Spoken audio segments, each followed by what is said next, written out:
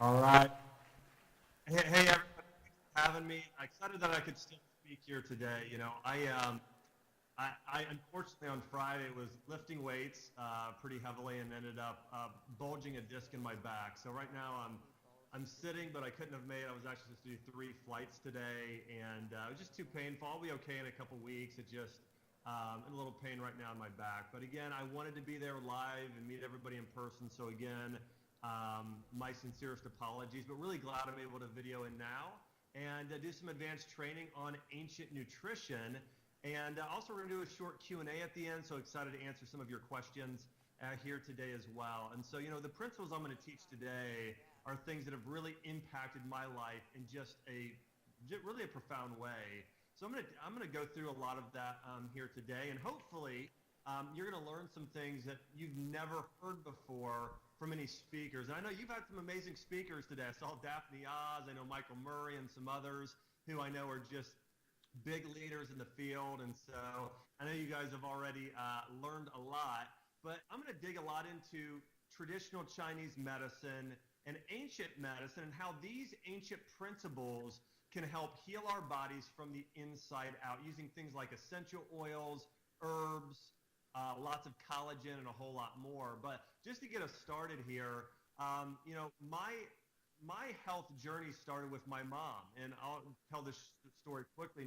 Maybe many of you have heard it, but my mom, about 25 years ago almost, was diagnosed with breast cancer. And this was crazy for my family at the time because my mom, growing up, was my gym teacher in elementary school. She was a swim instructor. My dad was a weightlifter and a semi-pro water skier. So we were always very fit and active growing up. But at 40 years old, my mom was diagnosed with breast cancer. And I was just a kid in junior high at the time, and I remember just thinking, how could somebody that looks so good be sick on the inside? And my family growing up, we lived in what I would call the medical model. Anytime we were sick, we got put on medications. And so we just did exactly what conventional medicine told us to do. So when my mom got her diagnosis of cancer, she went through all the traditional medical treatment. She went and had a mastectomy. She went through rounds and rounds and rounds of chemotherapy. And I can still remember to this day, I remember her seeing her hair fall out. I remember thinking she had aged 20 years in 2 weeks and just saying to myself as a kid in junior high, I never want to see anyone have to go through this again. And you know what? Praise God she was diagnosed as being cancer-free after going through that. But here's the big problem. After my mom went through chemo, she actually seemed sicker than ever. My mom got put on 3 different medications. She struggled with chronic depression and anxiety, so got put on antidepressant drugs, was diagnosed with hypothyroidism, chronic fatigue syndrome. And one of the biggest things I remember with my mom growing up is she was just sick and tired all the time. And this went on for 10 years. Now, 10 years later, I was actually training to become a doctor. I was in chiropractic school. I was learning a lot of nutrition principles. I got my CNS degree, my Doctor of Natural Medicine certification, and started learning functional medicine. Now, so 10 years later, I get a call from my mom, though, and she's just in tears on the phone, and she said, I've got bad news. I've just been diagnosed with cancer again. The oncologist is recommending that we go in and do surgery and radiation in just 3 days. She said, what do I do? And I said, Mom, I'll be home. I was in school in Florida at the time, flew back to Ohio. My mom and I and my dad, we sat down and just prayed together, and we felt really led to take care of her all naturally. And I'd been really blessed at the time to have some amazing integrative medical doctors and some doctors of functional medicine who were teaching me these principles. So with my mom, we said, you know what, we're going to go all natural, and we're going to fight cancer the natural way and get you healthy. And so my mom, she started juicing vegetables every single day. She started drinking bone broth. She started using essential oils like frankincense and myrrh. She started using some amazing supplements and superfoods like reishi mushroom, cordyceps, turmeric, and some other things, lots of probiotics. And so she radically changed her diet. And the other thing we did with my mom too, and this is one of the big things I hope everybody gets out of today, is if you're going to get healthy, there isn't one single thing that's going to heal you. It's really transforming your life. It's changing your diet, changing your mindset, improving your emotional and spiritual state. My mom, when she was sick, we changed her diet, which made a massive difference, but we also took care of her mind and her emotions. My mom, we had her start, actually at the time, so this was Actually, look back, it was more than 10. This was about 14 years ago. She got out this tape recorder, and we just recorded her saying Bible verses and scriptures and just affirmation. She did visualization and envisioned her white blood cells going and gobbling up her cancer cells, and her just victorious and healthy being this thing. She visualized herself, 20 years from then, running around with her grandkids on the beach, bringing them to Disney World. And if you know my mom now, she's got my sister has a couple kids, and so she just got to do that here at Disney recently. But all that being said, my mom, she did all of this. And she went back to the oncologist after 4 months and redid a CT scan. And we got a call from the oncologist a day or two later, and they said, this is highly unusual. We don't typically see this, but the tumors have shrunk by more than half. The largest tumor went from 2.5 centimeters down to 1.2. They said, we want to see you again in 9 months. She went back 9 months later, almost complete remission. Today, it's been about 14 years since then, and my mom is actually in the best shape of her life. She's 65 years old. Actually just turned 65 here about a week ago. And her and my dad retired from Ohio down to Florida. They live on a lake there. She water skis a couple days a week. She finished second and third in her age group. She's ran some 5Ks with me. And just has amazing health. She said she feels better now in her 60s than she did in her 30s. And I really share that to say, when my mom was sick, that's really what inspired me to first off become a doctor and also practice the way I practice. When you have a family member that's sick, you'll do everything you can to help them get well. And, I remember when I first opened my clinic in Nashville, I used to sit down with my patients and let them know, I'm going to take care of you like I would my own mom or my own family, because I really know what it's like to have myself go through a health crisis, my mom go through a health crisis, and people I love. And so that's what caused me to go and found DrAxe.com, which today is the #1 most visited health website in the world, and also co-found my nutrition company, Nature Nutrition. When I create products today or programs, I create them for myself. I create them for my own mom, for my wife, for family, and then for patients as well. I don't really want to see people, first off, not end up in those situations where they've got a chronic disease, but also helping people break free and experience health that they've never experienced before. And that's really the principles of ancient nutrition. When I go back and look at what did I learn when my mom was sick? Some of the things I read about when my mom was sick, I started reading up on things like the ketogenic diet. Now, I wouldn't say my mom, we put her on a strict keto diet, but she might have been going in and out of ketosis. We cut all carbs except for berries in her diet. And so, so we did things like that. We had her, again, start juicing. We started reading up on what do people do in Chinese medicine and Ayurvedic medicine. And I'm going to share those principles with all of you here today as well. So here's some things to consider. Our current Western medical system versus holistic medicine, it's very different. Western medicine today says we're going to treat a symptom with a drug, and that's really it. So we're going to treat a symptom with a drug. We're not going to get to the root cause of disease and heal the body. What ancient medicine does is says, hey, what is the root cause of disease? We're going to address that root cause and actually help your body completely heal and recover. And I'll give you an example of this too. When I have a patient come into my clinic years ago, I don't have a full-time practice anymore, but I know there's a few docs here and there that practice the way I practice. But when I had a patient come into me, I'll give you an example of a condition. Hashimoto's thyroiditis. That's an autoimmune form of hypothyroidism. When somebody with that condition goes to a conventional medical doctor, what tends to happen is oftentimes they're given a drug like Synthroid and just said, you got to be on this medication for the rest of your life.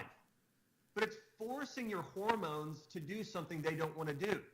Versus what I do in practice is I start to say, okay, what's the root cause of Hashimoto's thyroiditis? Well, we know that there's a condition called leaky gut syndrome where your intestines act like a net, and if it starts getting inflammation in your gut lining, that opens up holes in your gut lining, get bigger and bigger and bigger, to where then things that should never get into your bloodstream get in there, like undigested food particles like gluten, bad bacteria, toxins get into your bloodstream, cause inflammation that can target the thyroid and then cause autoimmune disease where your body's actually attacking itself. So that because I know the root cause of Hashimoto's thyroiditis, that it actually starts in the gut, your gut lining, and also part of the issue there also is adrenal issues and thyroid issues. So when I take care of a patient with Hashimoto's thyroiditis, I get to the root cause by, number one, healing their gut lining. We remove the foods that cause inflammation in the gut. I start prescribing foods that actually help heal the gut lining, like bone broth. Also, I prescribe certain supplements that help with the gut, the adrenal glands, and the thyroid. So for the thyroid, maybe ashwagandha and bacopa. For the adrenals, ashwagandha and other things like holy basil. And then for the gut, things like bone broth, collagen, probiotics. And once somebody changes all those things in their body in order to heal leaky gut, then, hey, the autoimmune disease starts to improve, the thyroid conditions improve, and then, 6 months later, somebody has reversed an irreversible autoimmune disease like Hashimoto's thyroiditis. But the problem is most people today have not, or most doctors have not gone and studied the ancient, things that were taught by Hippocrates and traditional Chinese medicine, Ayurveda. So what I'm going to do now is I'm going to really go through and simplify how we treat conditions based on ancient medicine and ancient nutrition. So in Chinese medicine, basically, we need to bring your body back into balance, and that's how it heals. We need to change your internal environment, and I'll give you an example of this. In Chinese medicine, doctors treated patients based on these issues. Is your body too hot, or is it too cold? Is it too damp, or is it too dry? Is there too much movement in your body called wind, or too little movement called stagnation, where things aren't moving properly? Also, there's these terms called yin and yang and qi. Now, yin and yang, when I first heard these terms, I thought, that's kind of out there, man. Like, that sounds weird. What is this? And what I started learning was yin and yang, it's just a different language. So yin is essentially the feminine aspect of your health. It's more feminine hormones. It's estrogen. It's progesterone. From a workout standpoint, yin is yoga. And yang is testosterone, adrenaline. It's CrossFit. It's heavy weightlifting. So we should all have a balance in our body of yin and yang. And then qi is essentially your body's total energy. So if you ever see anybody and they're you'd say the person is glowing, like, a woman on her wedding day, right? She's just glowing with qi and energy and happiness. You ever see anybody who's they're very energetic, you'd say that person has bright eyes? Well, in Chinese medicine, you'd say that person has a lot of qi. And this is a very important aspect of everyone's health, especially when it comes to hormonal conditions. The other thing is, if you have low qi, you'd say that person maybe has a little paler complexion. They start to round their shoulders forward. They just lack energy. And they're just not, you'd say that person is lacking life. They're not full of life. That's low qi in Chinese medicine. So those different aspects is how we treat conditions. And I'll give you an example of how this works today. Now, why do we call a cold today a cold? You ever wonder that? Why do we call it a cold? Well, it's from traditional Chinese medicine.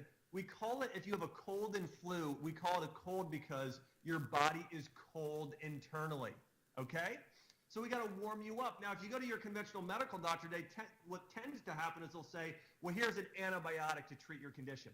That's not fixing the problem. You're cold internally. Now, a cold environment, more bad bacteria and viruses can overtake your system, but that's still not treating the root cause. So what are some of the cold remedies in traditional Chinese medicine? Well, think about this.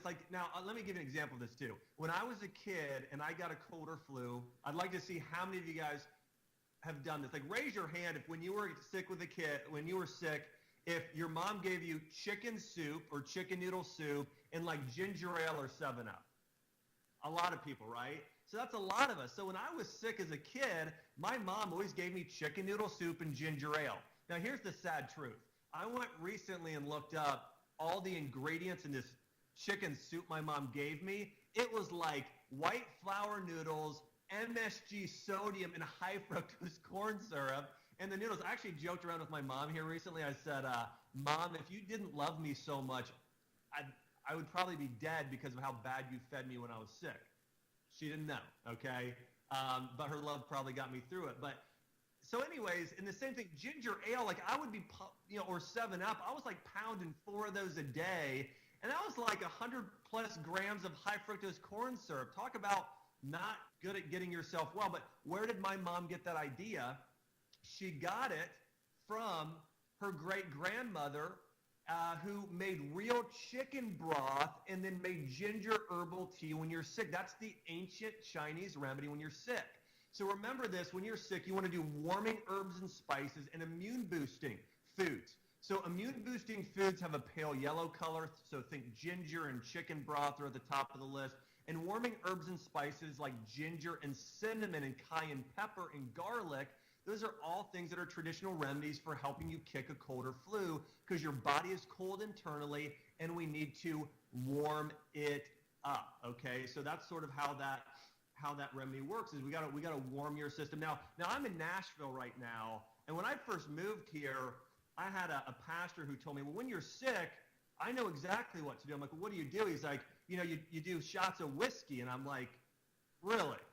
Shots of whiskey? But that's what they do here in the South. They're called hot toddies. But let me just say this. Whiskey is actually a very hot liqueur. It's very warming. It's very heating to your system. So actually, if you didn't have any, now I do think herbs are a better option, okay? But if you didn't have anything else, actually a little whiskey and cinnamon and honey actually might not be a bad thing for a short period of time. Again, I'm not condoning that. I think there are better options, but it actually is very warming. So that's why it's been used for a remedy in the South here, even things like whiskey. So that being said, here's the thing.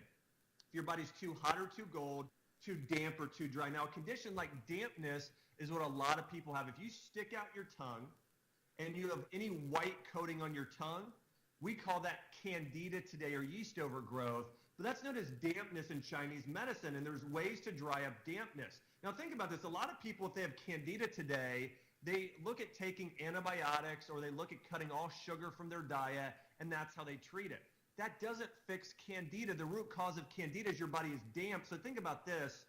Think about a damp, dark basement, okay? It can grow mold, right, and fungus.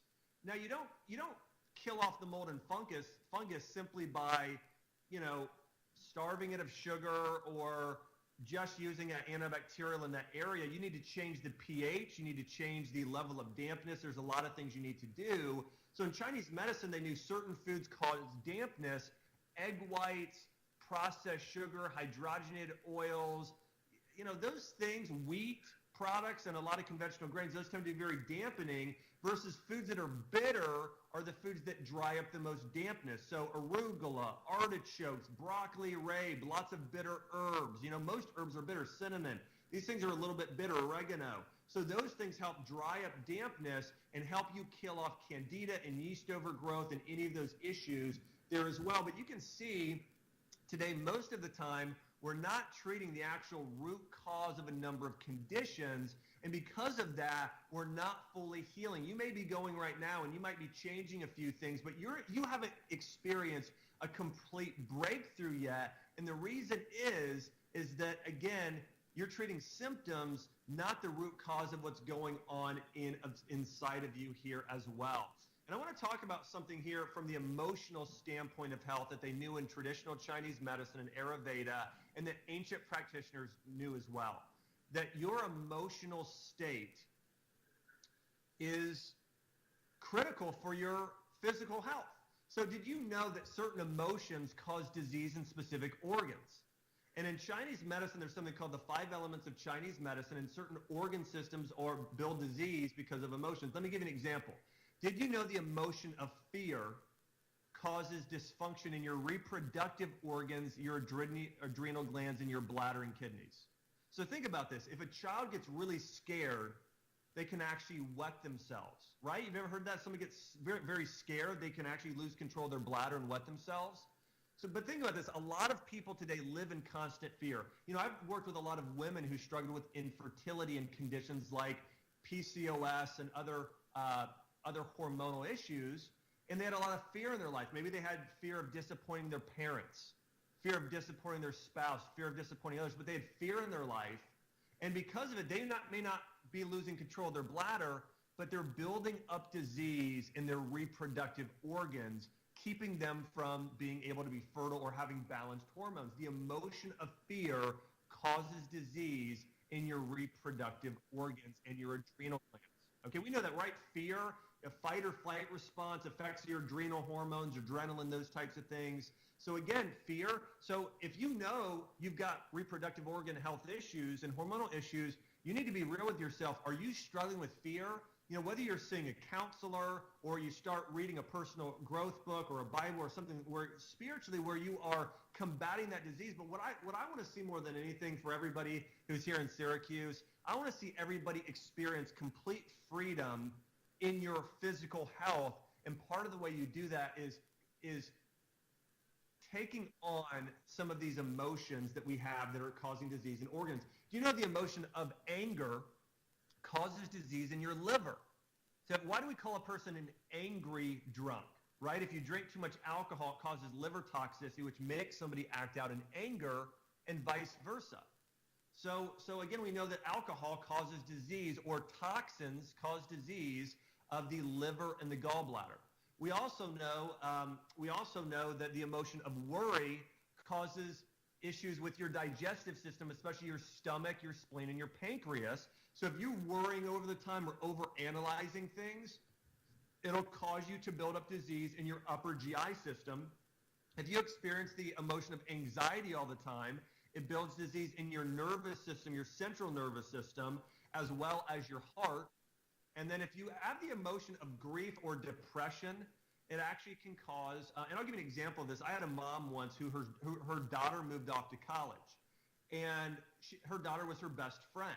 And because of it, she really felt a sense of loss. She got depressed about it, and 2 years later, she developed an autoimmune disease because the emotion of grief, if it goes on too long in depression, causes disease in your colon and your lungs, which is your immune system, which can cause autoimmune disease long term. And so, one of the things she did is she started, scheduling certain times with her daughter to see her more. She also just, started getting more involved with other friends, building more relationships, and she overcame her autoimmune disease. But that being said, I just think it's important to realize the emotions we experience actually cause disease in specific organs. And I take some time today and write down, what are those top 1 or 2 emotions you experience chronically that are causing issues in you, and then create a protocol, whether you're seeing a counselor or a psychologist or just a friend or you yourself going to, again, the Bible or something that's spiritual or personal growth, and combat those things head on. It's really important for your overall health. All right. So we're going to dive into more nutrition now, and I want to say this. There are 2 big things you absolutely need to get in your diet, and we'll talk about these today, but it's you need more herbs and you need to boost more collagen in your body. Those are the 2 big things. So if somebody came up to me and asked me, they said, Dr. Axe, what are the 2 biggest food groups that are missing today that actually should be used as medicine for people? It's herbs and spices along with bone broth. Most important things all of us are not getting in our diet today that all of our ancient ancestors got in their diet on a regular basis. Now, many of you guys have probably heard me say before, whether you're reading my website or seeing me speak, food is medicine, right? Food can be our greatest form of medicine or our greatest poison, depending on how you use it. But food should be medicine. Listen, this is especially true when we're talking about herbs and spices. Now, you guys may have heard of this, or you may see this on Pinterest or Instagram or Facebook, right? We know that kale is amazing as a vegetable, right? Kale is king. Broccoli is best. So we know kale and broccoli are amazing superfoods. But did you know if we're comparing kale to turmeric, turmeric is probably about 10 to 50 times more nutrient dense and powerful as a medicine than kale is. Same thing goes for parsley and cilantro, cinnamon, ginger.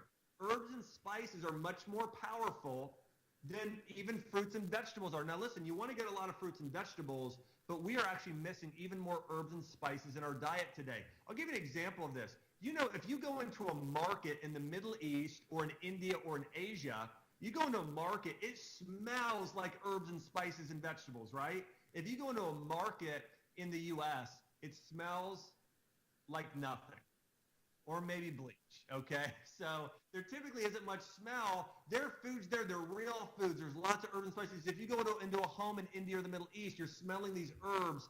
Herbs are our most powerful form of medicine. There was a study that was in a book called The Okinawan Diet, and they found that men in the U.S. compared to Japan We get 1/8 the amount of antioxidants and herbs in our diet in America than those do in Japan. 1/8, that's crazy. We need to be getting so many more herbs and spices in our diet today. Whether you're just opening up your pantry and throwing cinnamon in a smoothie and rosemary and basil on a chicken and turmeric and hummus and guacamole, however you want to do it, but we need more herbs and spices because if you want to heal your body, they're the most powerful form of medicine out there today. And I want to go through some specific conditions and give my top 2 or 3 herbs and spices for every condition you can imagine. Or, well, not every condition, for maybe the top 15 conditions. So let's start here. If you have a thyroid problem, okay? So any of you guys watching this and you know you have a thyroid problem, by the way, a lot more people have thyroid problems than realize. Your thyroid, if you have low energy, if you have thinning hair, if you have trouble focusing and concentrating, if you're putting on weight easily or don't lose weight like you should, you know, a lot of those times, those are thyroid or adrenal issues. If you have a thyroid problem, the number 1 herb you should consider using is ashwagandha. Now, here's something amazing. Ashwagandha is part of a family of herbs called adaptogens, or adaptogenic herbs or adaptogenic mushrooms. But adaptogens help your body better adapt and deal with stress that we are that we're dealing with on a daily basis, okay? So it helps us better deal with stress. Now, there was a study done on patients who had hyperthyroidism and another study done on hypothyroidism. Here's the amazing thing. Both groups started taking ashwagandha daily, and what they found was patients that had low thyroid markers, it helped improve the thyroid markers or increase them. Patients who had too much of certain thyroid hormones, it brought them down. So adaptogen herbs help bring your body back into balance, and ashwagandha is my number 1 herb for thyroid health, along with holy basil and bacopa.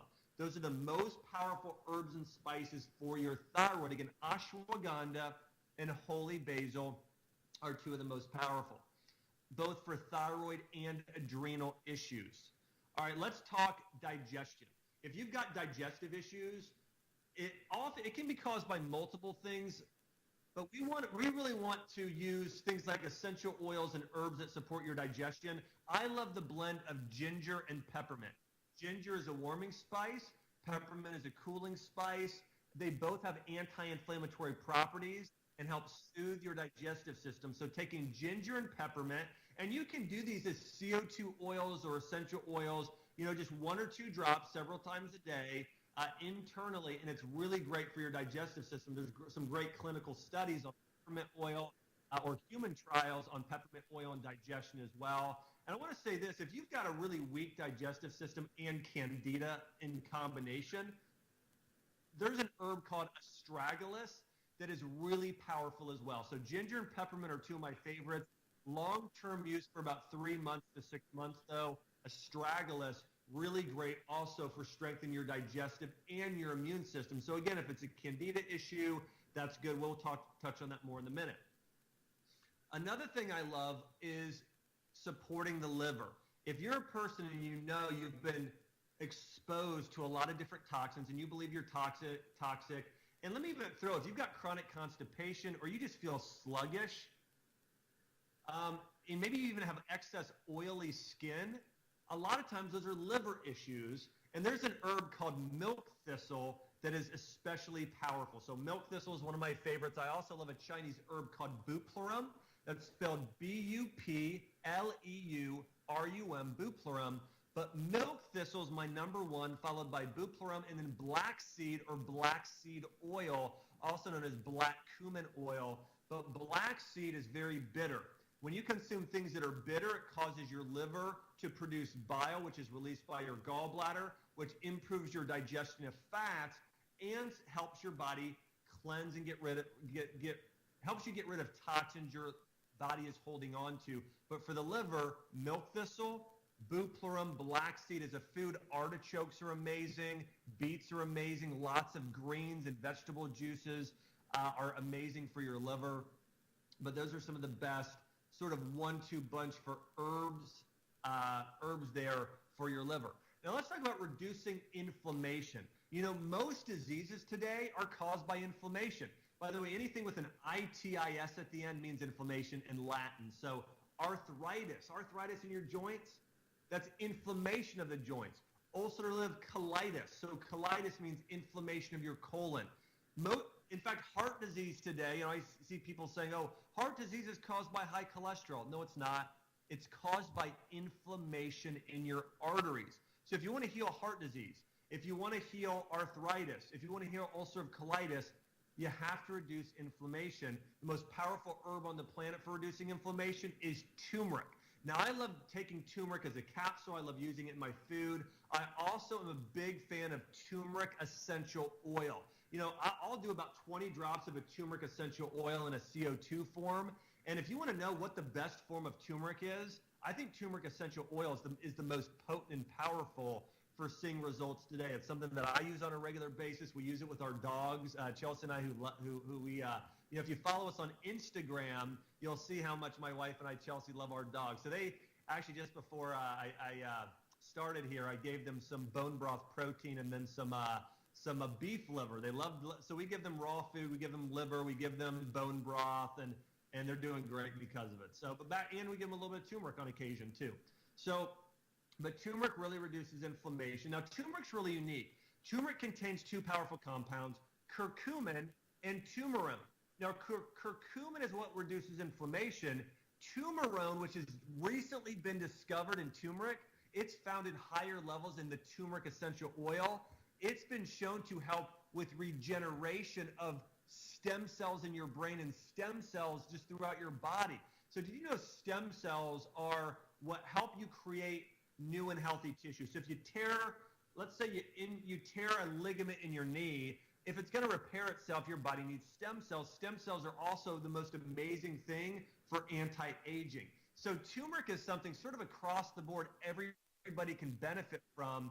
But I think the most powerful forms of turmeric are, write this down, fermented turmeric and turmeric essential oil. So fermented turmeric and turmeric essential oil, the most powerful forms of turmeric you could be using on a regular basis. And another big favorite of mine is frankincense essential oil or frankincense powder, also known as boswellic acid or boswellia. But frankincense, I'll just diffuse it on a regular basis, use it topically, do a couple drops on my thumb and rub it on the roof of my mouth. That way it can get in my olfactory system and get into your nervous, you can breathe it in that way if you get it on the roof of your mouth. But turmeric and frankincense, two of my favorite anti-inflammatory superfoods. Now listen, there's others. Ginger is amazing for reducing inflammation. Galangal, cat's claw. But again, turmeric and frankincense are two of the best. All right. Now let's talk about boosting your immune system. If you want to have sort of regular immune support, you feel like just your immune system is low, you're getting sick with a cold and flu all the time, or having any type of immune-related issues, two of my favorites are elderberry and reishi mushroom. Now, elderberry is one of the most vitamin C-rich berries on the planet. It also is very high in polyphenols and antioxidants. So elderberry is great. But I also love reishi mushroom. Now, listen to this.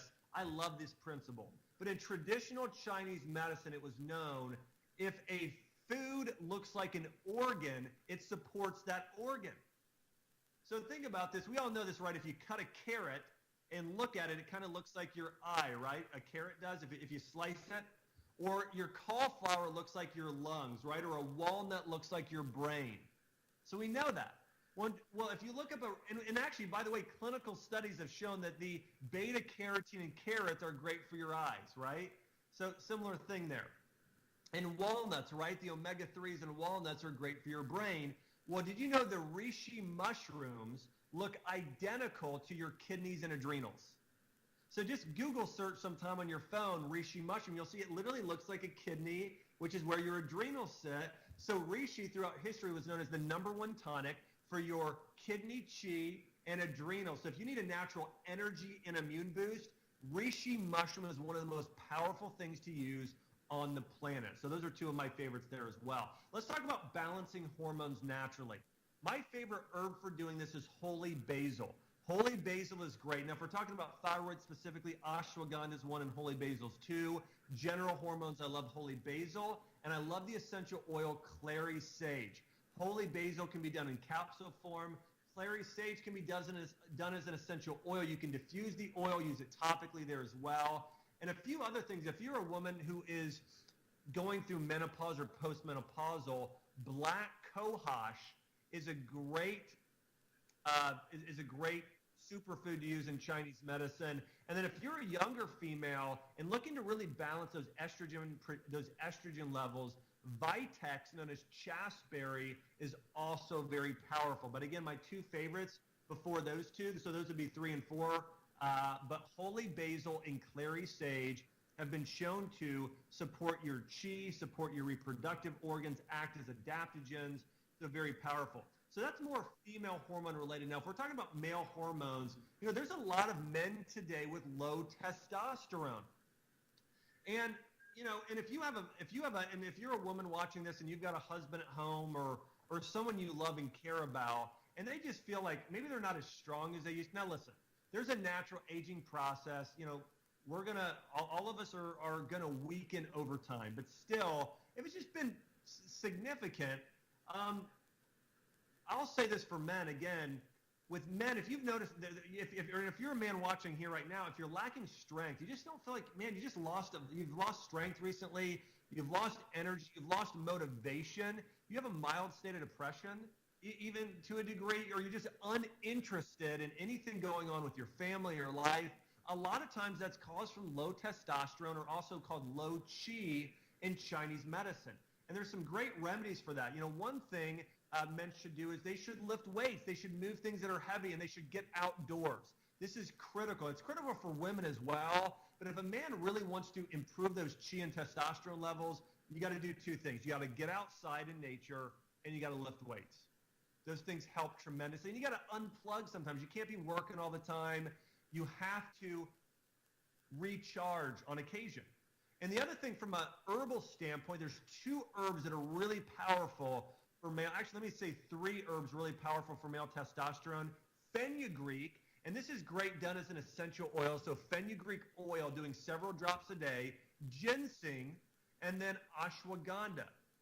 Now, ashwagandha is great for thyroid, but it's also great for male hormones and female hormones. As I mentioned, it's an adaptogen, so it helps men and women balance hormones. But fenugreek, ginseng, ashwagandha are 3 very, very powerful herbs and spices in Chinese medicine and Ayurveda that help increase that qi, increase that testosterone and energy level in men. Let me mention this as well. When we hear the word testosterone, we always think of men.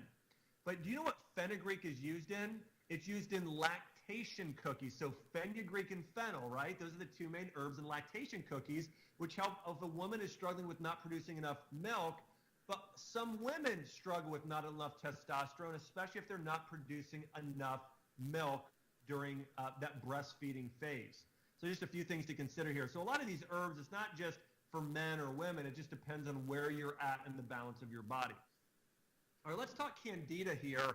And there's a lot of people that struggle with dampness in Chinese medicine. So remember, dampness is also mucus buildup. Now, when you're sick with a cold or flu, we get mucus in our sinuses, in our throat, sometimes in our lung. But did you know you can have mucus in your stomach, in your small intestine, in your colon, or just excess yeast, that white stuff you see on your tongue can be throughout your digestive tract?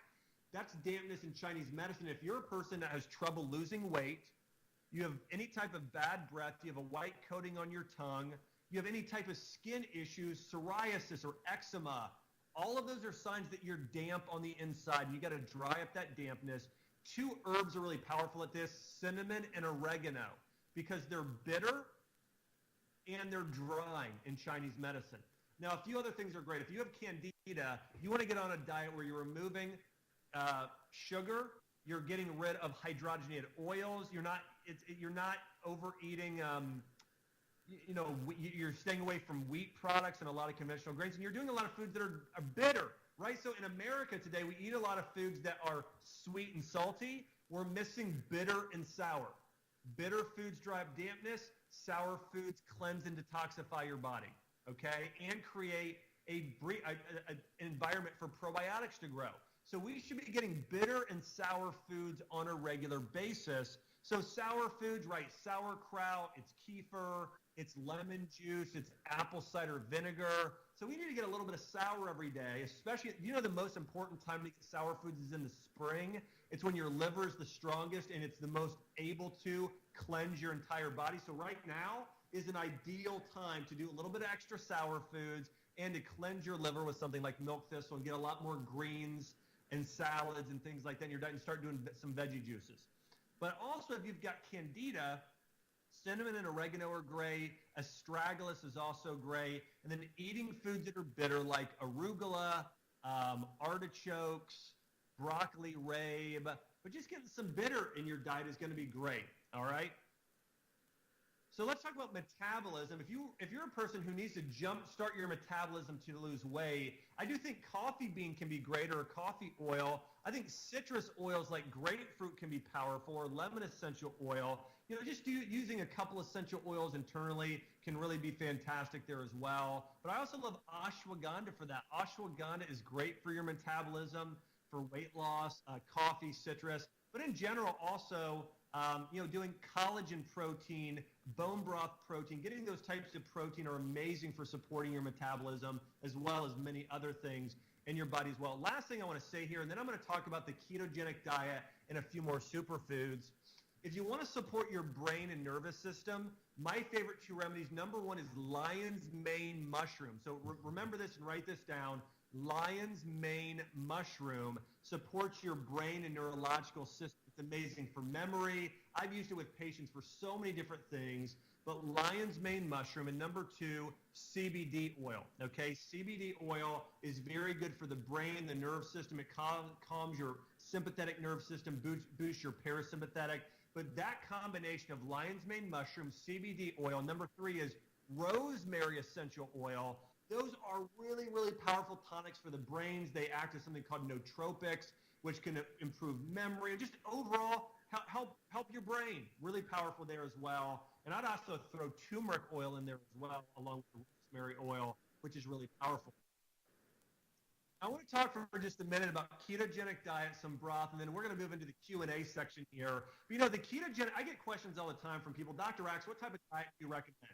For myself and for what I recommend to patients, there are two diets I recommend most. One is what I would call a collagen-boosting diet that's more of a traditional Chinese medicine diet. And the other one is a ketogenic diet. Those are the two diets that I personally follow and cycle in and out of myself. And the ketogenic diet was actually almost 100 years ago, was discovered by a doctor at Johns Hopkins University, and he found that kids with epilepsy or epileptic seizures, when he had them fast, so restrict from eating food, the seizures went away. But he said, someone can't fast all the time, so how do I get those same benefits where somebody's still getting calories? He found when he cut carbohydrates from the diet, all of a sudden the seizures went away. And then he started doing it with patients with all kinds of neurological illnesses, and they were healing using a ketogenic diet. Now, a ketogenic diet is where your body goes from burning carbs for energy, like sugar, and starts burning fat for energy instead, so much so that your body will start burning its own body fat for energy. So the ketogenic diet is meant for these people. If you want to lose weight or body fat very, very quickly, follow a ketogenic diet. I'll tell you for myself, when I went into, I remember I was in school training to become a doctor, and I started doing a ketogenic diet. Now, at the time, my body fat was about 8.5% to 9%, which I know is fairly low already, but I dropped all the way down to 6% when I started doing a ketogenic diet in just like 3 to 6 months. It was that quickly, and I've worked with patients who are trying to lower their body fat quickly, and I'm telling you, there's never been a diet as powerful as a ketogenic diet when it comes to losing body fat fast. Now, I want to say this about a ketogenic diet. A ketogenic diet is not a diet you're on the rest of your life. A ketogenic diet is a diet you follow for 30 to 90 days, and then you get off of it and you move into something called keto cycling, or doing a ketogenic diet on occasion, or move into something that's lower carb, but still you are getting carbs. You know, I believe our ancestors did more keto cycling, where sometimes they were burning carbs for energy, sometimes it was fat, and they were able to burn both, like a hybrid car. They could go further that way and be healthier that way. But again, the ketogenic diet, if your goal is to lose weight or burn fat, it's the number one diet by far. If your goal is to boost your brain and neurological health, It's the most powerful diet. Your brain loves feeding off ketone bodies, which is what is created when your body burns fat for energy. So anybody who's looking to boost their brain health, their metabolism, their gut health. There's a study done on children who were on the ASD spectrum, that's autistic spectrum disorders. They found when those children followed a ketogenic diet, it actually helped kill off the bad bacteria in their gut, killed off candida, which was really powerful, and actually reduced, it improved the gut-brain connection, so also improved behavior, learning, thinking, development. So ketogenic diet is powerful for the brain, your metabolism, your gut health, or your gut-brain connection, and also it's amazing for your hormones, specifically insulin. Did you know a number of conditions today are caused by imbalanced insulin? In fact, PCOS, polycystic ovary syndrome, and a lot of infertility is caused by imbalanced insulin. When you get insulin balanced, the other hormones in your body like estrogen and progesterone can balance out there as well. So insulin is really, really powerful if you have it balanced. But if not, now when we hear insulin, a lot of times people just think, oh, that's just with diabetes. No, more than 50% of health conditions today are caused by an insulin imbalance. So a ketogenic diet is powerful for hormones, digestive health, metabolism, and brain health. And we actually have a program. If you go out to the booth we have today, I think we have some free books. If not, we can send you one or get you more info. I've got a program called Keto 360, and I created this because I had people saying, hey, Dr. Axe, I'm on a ketogenic diet. And I was like, great. What are you eating? Butter and bacon for breakfast, butter and bacon for lunch, and maybe butter and bacon and coffee. Like, that was all they were eating. Listen, that's not a healthy diet in any diet. So you need to get a lot of vegetables too. So I created the first ever Keto 360 program that really has people doing the ketogenic diet the right way, where you're getting a lot of vegetables, healthy fats like coconut and avocado and walnuts, and the recipes are absolutely awesome. You know, we've got this chocolate chia seed pudding. We've got keto pancakes that are maple flavored. We've got all kinds of things on this Keto 360 program that can help people do a ketogenic diet the right way. And it's also very high in collagen, so it's great for your skin, hair, and nails, your hormones, your digestion. But you can check it out. It's our Keto 360 program. If you go to our booth after this, we'll have more information there as well with our Keto 360 program. And the last thing I want to say here about keto is, for me, the ketogenic diet is the diet that works when nothing else will. If you want to experience a breakthrough, do a keto diet, and then as part of our keto diet, that 30-day program, afterwards we have a whole meal plan for you to do the keto cycling, where some days you do a carb day and you get to eat what you want, but other days are high-fat days and you're getting back into ketosis. So that's created for a long-term program so you can see results the rest of your life. And it's sort of the diet that my wife follows and a lot of other people. I recommend to most of my patients here as well. All right, guys, last thing I want to say here, and then we're going to do Q&A, is remember this. All of us need to be getting more collagen in our diet. Did you know that 30% of the protein in your body is collagen?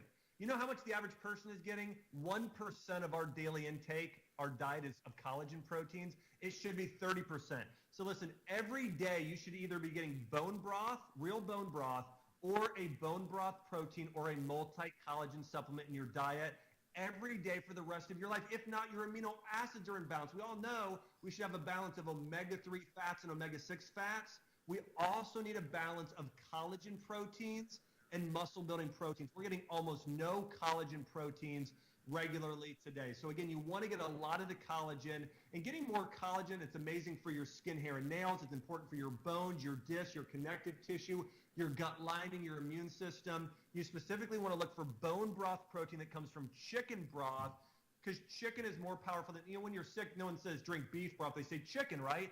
Chicken is higher in glucosamine, chondroitin, and hyaluronic acid. So you want to be getting these things in your diet on a regular basis. I want to mention a couple final things here, and then we're going to do Q&A. Hey, make sure you guys run out to the booth. I think a lot of you guys got this if you went to the booth. We have this, if you want to know, again, I just want to share this. I mentioned the importance of collagen, and I ran out of time to talk about it. But when you're buying collagen, make sure it's not just collagen protein. Make sure it's multi-collagen protein. A multi-collagen is much more well-rounded. It's got better forms of collagen than just a collagen protein. So this is the one you want to look for, this multi-collagen protein here. I think we have at our booth out here as well. Also, make sure, if you guys have not used bone broth protein, it's the best tasting protein powder on the market. This is what I had for breakfast this morning, and what I have every morning for breakfast. Just this and some almond milk, or this is a smoothie. I do 2 servings of collagen every day myself, and my hair, my skin, everything is healthier for it. And if you have not tried this yet, I mentioned keto pancakes earlier. Imagine having pancakes that are very fluffy and moist and delicious with like almost 0 carbs. This is what I use for that. It's called keto protein. So this is the first ever protein powder that has both bone broth protein along with bone broth oil, MCT oil from coconuts, and some adaptogenic herbs. But this tastes great. Maple's my favorite flavor. The chocolate and vanilla are great too. And last couple of things here, looking for supplements like turmeric, you can check out this fermented turmeric. This is Ancient Apothecary fermented turmeric. We also have the fermented ashwagandha you can find here, I think, at the booth. And this fermented, remember I talked about lion's mane mushroom, how good it is for the brain and for any, so that's the other one too. I wanted to mention that. So I'm going to take some Q&A now here from Carol, or from Karen. So Karen, are you out there right now for a Q&A? It looks like you're calling me. I thought maybe you text. Mic up. Hey, Karen. So Dr. Axe can't hear us. Sorry, Sure. I should have Yeah, told you that in the beginning. So Karen's on the phone. He's got his phone. So let's take some questions. I get really confused between collagen, bone broth, and gelatin. Great. So the question was, what is the difference between collagen, gelatin, and bone broth? Well, gelatin is just a different form of collagen. It's not hydrogenized, so it's not as liquid soluble. But gelatin and collagen do have very similar benefits. I do think collagen might be easier to digesting it through your system. I think they're kind of equal in benefits, though. The difference between collagen and bone broth is this. Bone broth is an amazing superfood. Collagen is an extract from foods, for the most part, or a part of the animal. Bone broth is where you take animal parts, you simmer them, and it pulls out collagen, but not just collagen. It also pulls out glucosamine, chondroitin, and hyaluronic acid. And if you know, hyaluronic acid is amazing for anti-aging, for toning up your skin. Hyaluronic acid is amazing for your joints and connective tissue. In fact, a lot of people today in California and now across the globe, but especially I've seen this a lot in LA, they're paying to get hyaluronic acid injected into their joints and skin for the anti-aging benefits. So one of the things that collagen doesn't have that bone broth or bone broth protein does have, bone broth protein has collagen plus glucosamine, chondroitin, and hyaluronic acid, which are great for your skin, hair, and nails, as well as your joints. Now, when I'm making a smoothie in the morning, I do a mixture. I do 1 scoop of multi-collagen and 1 scoop of bone broth protein or keto protein. And so I do 1 scoop of each every day is kind of what I personally do. Okay. Hi there. So you educated us on the benefits of turmeric, but what if you've taken turmeric and you've had flushing, and so you didn't tolerate it? Can you comment on that? Sure. So, hey, if you guys are, so the question was, if you consume turmeric but you're having a reaction to it, what does that mean? It could make you flush. You know, it basically means this, one of 2 things. Either you're not reacting well, or the turmeric that you're taking maybe also has some warming spices in it, and it's just causing your skin to get red. It's affecting your cardiovascular system. So I would look at, you know, is the turmeric you're taking maybe has some cayenne in it or some black pepper? And maybe that's what's causing the issue. But if it's causing a lot of flushing, you may just pick another herb to use instead that actually is very calming to the skin. Ashwagandha can be calming to the skin. Nettles or stinging nettles can be calming to the skin. So you might try ashwagandha instead of turmeric, or you may try something like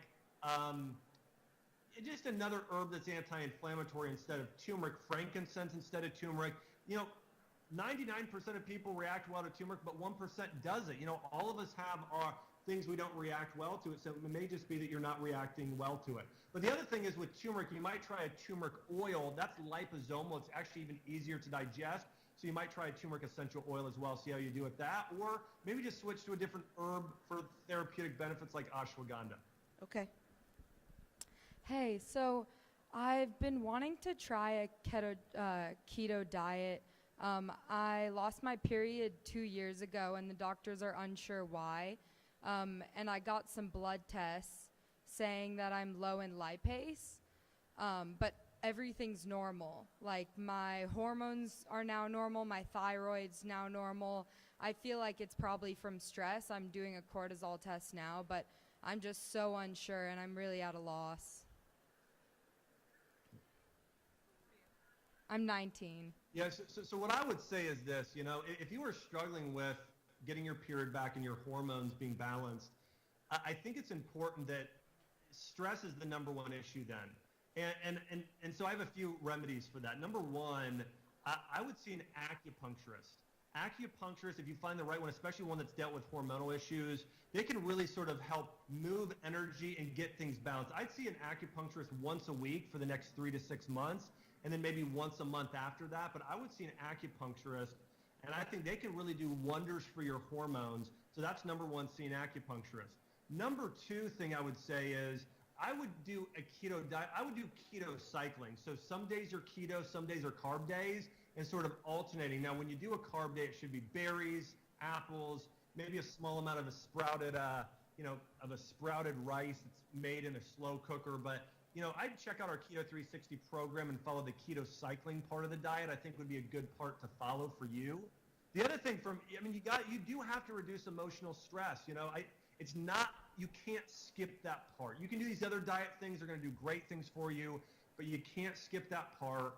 And a lot of things can be causing anxiety, but I think I would go and seek out for myself, I know a lot of people have different spiritual religious beliefs, but I would seek out, a Christian counselor or get plugged into a positive community that's uplifting for you. Another thing is you become who you surround yourself with. If you're around people that are negative, sucking your energy, discouragers, you got to push those people out of your life, and you need to get around people that are encouraging, inspiring, and make you a better you. So I think I'd be proactive there. And you need to schedule time for regeneration and relaxation. Schedule time every week to walk in nature. Schedule time to do a yoga class. Schedule time to be out and do lunch with a best friend or do an activity you love to do. But you got to schedule time to build joy and relax. I think that's a big part of it. So don't just try and treat your poor emotional state or a negative emotion. Add in things you love to do, things that build joy in your life. And I think that's a really important part to consider. So again, start with acupuncture. I would do some yoga classes. I would walk in nature. And then I would also, start listening to some, whether it's some sermons or something from a pastor or a speaker that's uplifting, and just reprogramming your mind in that way. And I think that's where I'd start. From a supplement standpoint, I think Vitex is a very good herb. Vitex and then ashwagandha, I think, are two herbs that would be good to consider doing.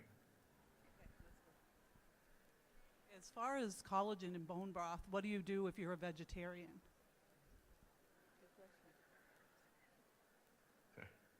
Okay, if you're a vegetarian and you're wondering, what do I do about collagen or bone broth? By the way, number one question I get wherever I speak. So here's what I would say. Number one, if you're still willing to eat it, do that. I actually have a lot of people that are almost completely vegan, but they decided that they don't want to suffer. They don't want their own body to suffer, because that's what's happening. Listen, people need to ask, why am I a vegetarian? Because the truth is, I don't believe that we have a maker or a creator that would allow our body to suffer, which is what happens. If you're a vegan, 99, not all the time, 90+% of the time, though, people are suffering with amino acid deficiencies. They can get circles under their eye issues. They have joint issues. Their hair gets thinner. They start getting all these symptoms. So, I think that being a vegan, is great to a point, but I do think if you are, like for myself, I consider myself following more of a plant-based diet, but I'm a good steward. I consume only meat that's been pasture-raised and organic and natural. So, so I think I would try and still get collagen in your diet. Maybe it's the one exception you make is getting collagen in your diet on a regular basis or some bone broth. But if you're still unwilling to, there's no replacement for collagen and bone broth. There's nothing like that in a plant. which is just unfortunate, but it's just the absolute truth. Now, if you want to support your body's own collagen production to a degree, your next best thing is going to be doing fruits that are really high in vitamin C, like camu and amla berry and goji berry. So doing those types of berries may help with collagen production. Then medicinal mushrooms like reishi, shiitake, maitake, but those medicinal mushrooms coupled with the turmeric would be the other thing, coupled with like camu, that would be your best bet, or some other things that can support collagen production in your body. But my yoga instructor, she's completely vegan, but she came up to me and said, Dr. Axe, I want to let you know, I've been completely vegan for 10 years, but I just felt led to start using your collagen. And she said, my joint issues went away, my skin issues went away. And she said, I feel really good about myself now and what I'm doing. So she's a very good steward, but it's just something to consider. I know everybody has different ethical belief systems. I'd never want anyone to do anything they don't believe in. Be a little shorter in his answer so we can get. Hi, Dr. X. My son has ASD. He's 6 years old. Has a lot of food avoidance and won't eat a lot of things. And I'm interested in trying to do the keto diet with him. But what would be your starting point, or suggestions into how to get him to start eating new and different things? Yeah. So hardest question of the day. We have a child with ASD who doesn't like to eat much. Now, I'll tell you, when I first moved to Nashville, I started working with our ASD support group, and I took care of a lot of children on the spectrum, and they, I was so surprised. My first patient came in, and the only thing he would eat, he was actually like a 5-year-old boy, he only ate chicken nuggets, and only one specific type of chicken nugget.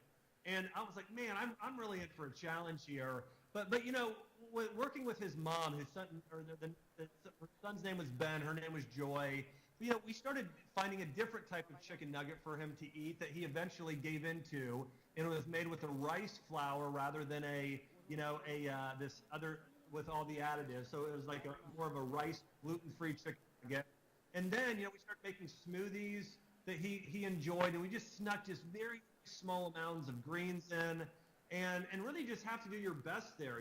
I think here's the thing with any kid. I mean, it's going to be a battle at first, but eventually I do think there's something to be said about not giving in. And hey, if they don't eat for 3 days, it's okay. In fact, that if you have a child, if they don't eat for 3 days or a week, that's great. In fact, it's probably one of the most healing things you can do in their body. So if you're able to force through, in a way, your child to fast, fasting is when the most healing happens in the entire body by far. So I would say, hey, there's going to be tantrums. There's going to be kids being very upset. But listen, there's no easy way. I can't tell you, just take this pill, or here's one miracle superfood. There's just not. I understand it's really, really difficult. But when I've worked with moms with this in the past, that's what we've done, is we've tried to find swap meals that are very close, like the gluten-free chicken nuggets, and then certain types of fruit, and then certain types of vegetables, and smoothies, especially finding smoothies they can enjoy. Like I think a lot of children really enjoy our chocolate bone broth protein and our vanilla bone broth protein done with like coconut milk or almond milk and smoothies. And then sneaking in, even if it's just like, 5 leaves of spinach. I mean, just a small amount. But I think that's really where I would start. I've got a cookbook called the Repair Your Gut Cookbook, or if you go to Amazon.com and look up Dr. Axe Repair Your Gut Cookbook, I've got a really good cookbook in there that's really specific for that. That might be a good resource for you as well. Hi, Dr. Axe. I had my gallbladder removed about 2 years ago. Are there any foods that I should avoid, or any foods I should be incorporating into my diet more? Yeah, so if you've had your gallbladder removed, here's what I would say. Your body's going to have a little harder time with releasing bile and digesting fats. And because of that, you're one of about 2% of people that you don't want to consume a higher fat diet. You want to consume a moderate amount of fats or small amount of fats with meals, but you don't want to go overboard with fat. You want to do a diet that's very high in plants. I would focus on a lot of vegetables, fruits, not a lot of nuts. I would do some seeds, but not a lot of nuts. I would do a lot of organic meat as well. So organic meat, sprouted grains like sprouted rice, oatmeal, and quinoa, some vegetables and fruits and herbs. That should make up the largest part of your diet.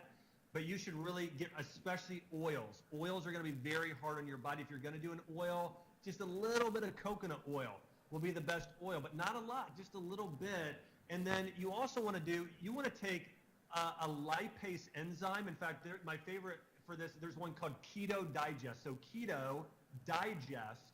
So Keto Digest is something, and by the way, Natur-Tyme, all the supplements I've talked about, if you go into their store this week and ask for, hey, Dr. Axe talked about this supplement, they will direct it to you in the store, and they'll actually get you a whole bundle of everything I talked about if you go into Natur-Tyme this week. But and I know we have some people at the Ancient Nutrition booth that can help with this, but again, write this down, Keto Digest. It's a digestive enzyme for anyone on a keto diet, but it's also great because it's really high in lipase and it helps you digest fat and absorb the nutrients from fat. So Keto Digest, the #1 supplement by far you should take, along with taking herbs and foods that support liver cleansing, eating artichokes, eating beets, eating green vegetable juices, doing an herb like milk thistle and turmeric on a regular basis. Can be very good. Radishes are great for liver detoxification. Some lemons and limes in your food. Sauerkraut is good for that as well. But those are some of the things you should consider there, along with a Keto Digest in terms of a supplement for gallbladder issues. We're going to take 2 more questions. Hi, I went through menopause 7 years ago, and I'm still having bad hot flashes and night sweats. What can I do? So if you've been through menopause and you're still having hot flashes, your in Chinese medicine, your yin and your yang are off, okay? The first thing I would do is I would go seek out the help. I'd see an acupuncturist. I'm telling you, an acupuncturist will work wonders for those hot flashes. The other thing is in getting your hormones balanced, I would look at finding a supplement that has black cohosh, wild yam, maybe chasteberry, maybe some things like ashwagandha, but I would go into Natur-Tyme and they can help you find a supplement. I think holy basil is great as well. So I would actually say holy basil and black cohosh are 2 of my favorite supplements. And then I would try a ketogenic diet. I try our Keto 360 program. I think would be a great program to try out, even the keto cycling part of it. But that's where I would start. I think if you see an acupuncturist, you try those herbs we discussed, the black cohosh and the holy basil, and yeah, trying a keto diet done the right way. I think that's what I would do there for that specifically. The next talk. Quick question about, you mentioned CBD oil quickly before, and that's something that's being discussed a lot lately as a remedy for many things. The problem is that in New York State, you can really only get it, if you have a medical marijuana card, or you can only get it online. If you get it online, you have no idea what you're getting. Do you have a recommendation of a brand that actually sells real CBD oil? Yes, I do. So there's a lot of good brands out there. One of my favorites is called Charlotte's Web. Okay, Charlotte's Web is a brand that I think, now listen, there are lots of great brands out there. I think there's one called CB Plus or CBD Plus. There's, Palmetto Farms. So there are several good brands out there, but what I look for as well is the carrier oil. Typically a good brand is going to use MCT oil as a carrier oil, maybe have other things in there. So there are several great brands of CBD oil, but I do know that Charlotte's Web is one of my favorites. I know the founders are great guys in Colorado. And that's what I personally use, that and another one called Palmetto Farms. Those are the 2 that I use most frequently for those herbs there as well. And I want to say this last thing. I covered a lot of information today on our training and probably a lot of new stuff. But listen, if you're sort of new to this health thing, here's what I'd recommend you do. Just change breakfast, okay? The #1 deficiency we have today is we don't have enough collagen in our diet. And if you know your hair is thinner than it should be, you're getting these creases in your skin faster than you should be, or skin sagging, and you can just tell maybe your joints don't feel the best, or your digestion is off, or your immunity. A lot of these are collagen deficiencies. So start doing a collagen boosting smoothie every morning. 1 cup of coconut or almond milk, 1 scoop of a bone broth protein with a multi-collagen powder or a keto protein, and just maybe some berries. Just start doing that every single day. Just start doing a collagen smoothie every day. And also, or try a collagen loading program, 3 servings a day for 30 days. Do a before and after selfie. I can tell you, you will notice a difference in your body if you start getting collagen in your diet. I want to say, I'm so sorry I wasn't able to be there in person. I wanted to meet everybody. I want to say thanks so much to Natur-Tyme for having me still come out here visually to the event today. Make sure to check out the Ancient Nutrition booth. And hey, go into Natur-Tyme this week. I know they're having big discounts on a lot of products. They're able to answer your questions and help you with anything I discussed here as well. I want to say again, thanks Karen, thanks Natur-Tyme team for having me, and God bless. Okay. I don't know if you can hear, but okay. We got through it. So please come back at 3:30, Dr. Gregory Jantz talking about action steps for depression and anxiety. If you go to the Nation Nutrition booth, we have a limited supply of some books. Please don't get upset. Limited supply of books if you go to the booth.